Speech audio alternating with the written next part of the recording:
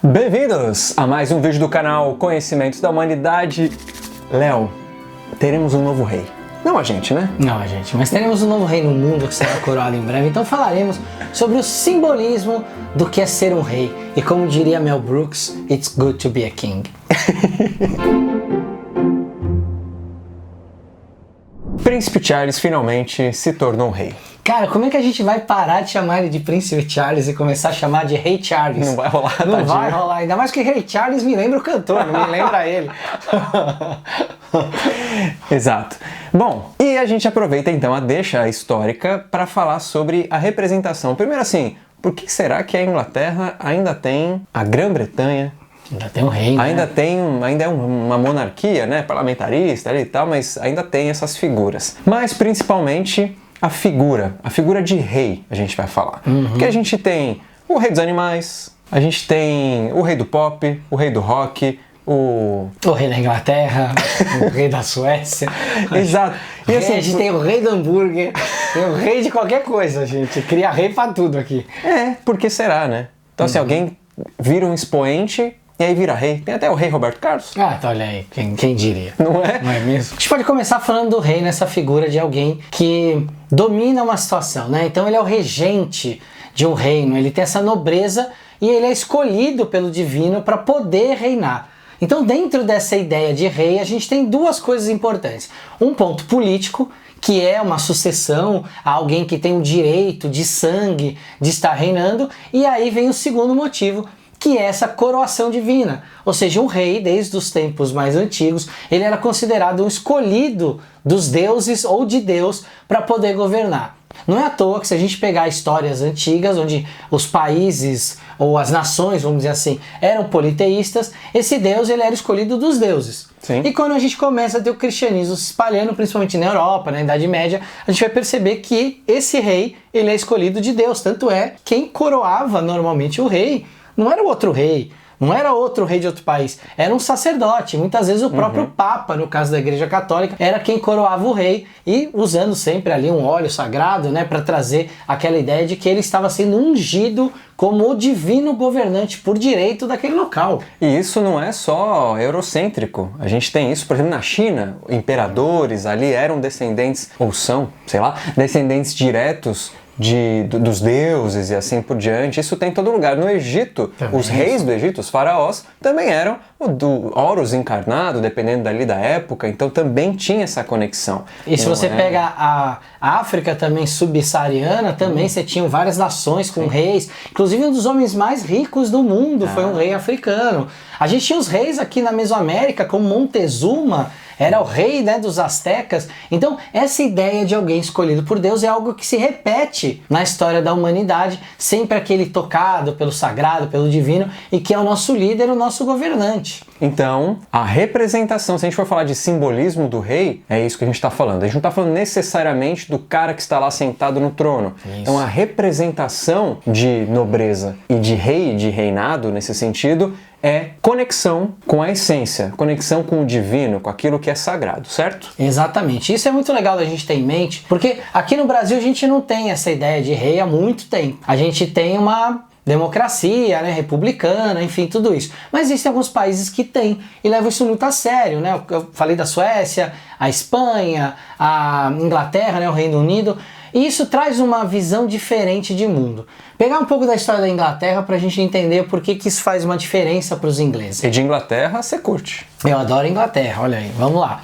A gente tem a história da Inglaterra com os reis, então isso vem dos chefes tribais que eram coroados, depois você começa a trazer essa ideia de outros povos que foram colonizando a ilha onde hoje é a Inglaterra. Então você tem lá celtas, bretões, daneses, anglo-saxões. A Inglaterra foi invadida várias vezes e isso foi formando o povo. Essa linha veio vindo de reis, né? Reis que inclusive começaram a unificar a Inglaterra, né? Como Alfredo o Grande. E aí chegou num momento em que tinha um rei que ele não era tão legal. Rei John. Tão ruim, gente. Que ele é o rei vilão das histórias do Robin Hood, pra vocês terem uma ideia de como ele não era legal. E aí os barões fizeram uma pressão sobre ele, os barões eram os nobres, para que ele assinasse uma carta para que ele entregasse os poderes absolutos que o rei tem. Teve uma guerra, ele voltou atrás, até que um cara chamado William Marshall conseguiu fazer com que a Carta Magna fosse escrita. E essa carta ela é muito legal, porque ela serviu de base para várias constituições de vários países. Na Inglaterra, ela criou basicamente o parlamentarismo. Então a figura do rei se tornou uma figura simbólica para o país, enquanto o parlamento, a Câmara dos Lordes, como eles chamam hoje, cuida das questões mais administrativas. O rei, então, ele passa a ser uma figura simbólica, ele tem um certo poder ali também, né, de tomar algumas decisões, mas ele fica sendo muito mais simbólico. Isso carrega para uma nação como a Inglaterra um senso de nobreza. Eu já fui algumas vezes para lá, tenho alguns amigos que moram lá na Inglaterra, conheço alguns ingleses, e eles falam disso. Enquanto eles têm, mesmo que inconscientemente, uma retidão de comportamento por causa dessa imagem da nobreza. É como se o súdito ele fosse um espelho daquele rei, daquela rainha que lá está. Então se ele se comporta mal, ele está queimando o nome da monarquia inglesa. Então, claro que não é todo inglês que pensa assim, obviamente tem inglês que não está nem aí, mas tem um certo senso de responsabilidade com relação a isso. Que interessante, então, o físico, né, aquilo que existe objetivamente num trono, num castelo, num palácio, no caso, reflete simbolicamente naquele que vive no entorno, é isso? Exato, e olha que loucura, se a gente pegar os tabloides ingleses, né, The Sun, aquelas notícias, cara, a família real é o prato principal que eles jantam todo dia lá. Então, assim, é uma novela Por isso da que nobreza. deu aquela novela da Meghan. Exato, da Meghan e tudo. E a gente voltar um pouco no tempo, a Lady Di. Então a gente tem histórias da monarquia inglesa que o povo acompanha como se fosse o grande reality show da Inglaterra. Eles adoram acompanhar essas histórias porque é a nobreza, é quase inalcançável. A rainha não fica andando na rua, né? Tinha aquela coisa do distanciamento que cria essa imagem da figura real. Então agora, né, a Inglaterra vai ter um rei novo, outros países têm reis, alguns países tem até imperadores ainda, mas a gente tem essa ideia de que uma figura inalcançável, uma figura divina e que de alguma forma cria um senso ético de comportamento para esse povo. Dá pra gente considerar de alguma maneira uma ditadura, já que esses caras ficam lá até morrer? Cara, eu não sei se é uma ditadura, porque por exemplo, no caso da Inglaterra eles não ditam nada, mas uma monarquia... Tem uma parte política separada que é votada, inclusive. Isso. Agora, por exemplo, se você pegar as monarquias que acontecem ali no Oriente Médio, né, que são monarquias, você tem ali os reis ali na Arábia Saudita, no Kuwait, aí você tem um negócio, aí você junta a religião, então aí você tem uma teocracia, basicamente, né? Que é dominado pelas leis religiosas. Então acho que cada monarquia, cada monarquia acho que vai ter um perfil dela. As monarquias são consideradas sistemas de direita, porque vamos lembrar de onde vem essa história de direita e esquerda, de jacobinos e girondinos. Alguns, né, defendiam o povo e outros defendiam a nobreza. E uns sentavam do lado esquerdo, outros do lado direito. Então a galera que sentava do lado esquerdo era a galera que defendia o povo, a galera sofrida, os camponeses. A galera do lado direito defendia a nobreza, o rei. Então é daí que vem essa ideia de direita e esquerda na sua essência. Lógico que isso depois foi trabalhado por vários filósofos e agora isso é um conceito muito mais complexo. Mas a monarquia é sempre encaixada no movimento de direita e quase uma extrema direita, porque em alguns países ela não dá espaço para que tenha, como na Inglaterra, uma Câmara dos Lordes, como tem uma votação no parlamento, como tem um primeiro-ministro que de fato governa a parte administrativa do país. E quando em alguns países que acabaram com a monarquia, esses caras que tinham poder continuaram no poder, né? O que tinham dinheiro, que tinham influência, que se tornaram meio que a burguesia, não foi? Continuou essa coisa meio que de privilégio. A gente pode pegar aqui no Brasil, por exemplo, a gente tem uma família real aqui no Brasil, que é descendente, né, da família real que governou o Brasil quando o Brasil foi um império, e eles têm uma ascendência econômica, eles têm ali uma manutenção desse status, eles continuam tendo. Tem muita gente no Brasil até que levanta a bandeira da volta da monarquia, que nada mais é do que um romantismo de um tempo antigo que não vai voltar de jeito nenhum, né? O mundo está caminhando para frente e teria que ser uma coisa totalmente nova, não daria para viver um romantismo do passado, isso é um saudosismo, uma melancolia histórica com tempos em que tudo parecia bom, mas pode não ter a a ver com esse simbolismo? Pode. Que a gente está falando de nobreza, então o nobre, o que é direito e tal.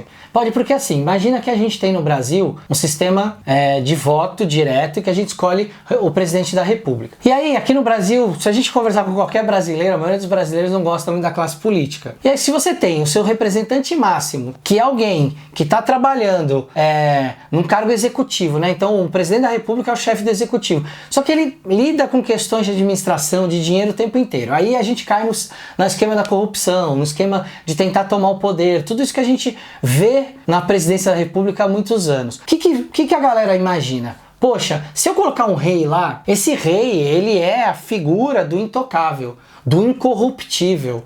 Porque ele é o rei, ele não pode ser corrompido. Só que na prática não é assim que acontece. Claro. A gente tem na história humana vários reis que foram muito corrompidos. Então um caso muito famoso é do Filipe o Belo, que era rei da França, e porque devia quantidades absurdas de dinheiro para os templários, ele combinou com o Papa da época para que eles pudessem roubar todo o dinheiro dos templários, exterminar os templários, matar todos os templários, porque os templários eram os grandes banqueiros, né? Inventaram o banco naquela época, então você vê que os reis também eram corrompidos. Então essa ideia de que alguém, um símbolo, ela é muito perigosa, porque ela é como se fosse um pensamento muito infantil, de que esse rei vai ser um super-herói que vai resolver todos os problemas, quando na verdade, no fundo, a gente não tem mais essa ideia de que o rei é alguém divino. Ele é um ser humano como qualquer outro. Ele pode cometer equívocos, erros, ser corrompido, enfim. Crimes estão ali na lista.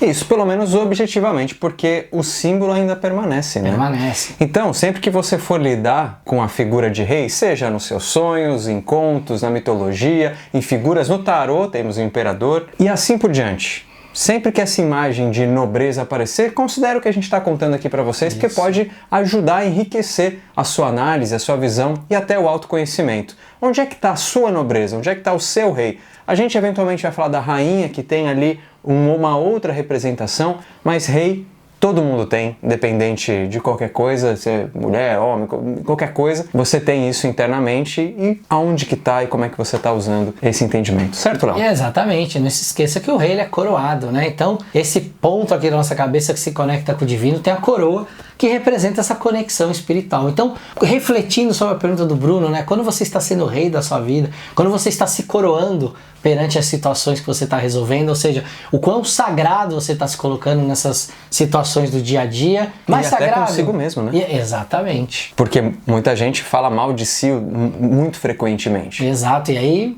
imagina o rei falando mal dele mesmo. O rei não fala mal de si mesmo. O rei tem a capacidade de reconhecer os seus próprios erros, mas ele melhora, ele batalha por ser alguém melhor, porque ele sabe que tem um povo que depende dele ser a melhor versão dele mesmo. Então, na sua vida, você depende de você ser a melhor versão de você mesmo. Espetacular. Um beijo no seu coração, deixa nos comentários e até a próxima. E esfirras reais para vocês.